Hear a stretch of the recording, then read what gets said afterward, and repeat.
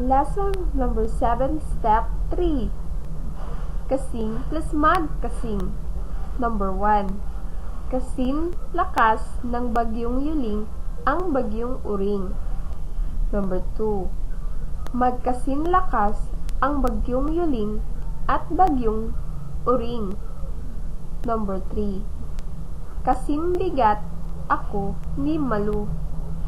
Number 4. Magkasing bigat kami ni Malu. Number 5. Kasing hirap ng Ingles at Filipino. Number 6. Magkasing hirap ang Ingles at Filipino. Number 7. Magkasing init dito at doon. Number 8.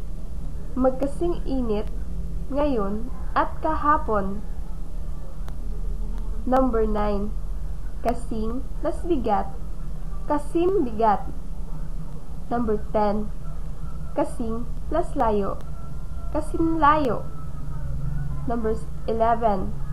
Magkasing plus ganda, magkasing ganda.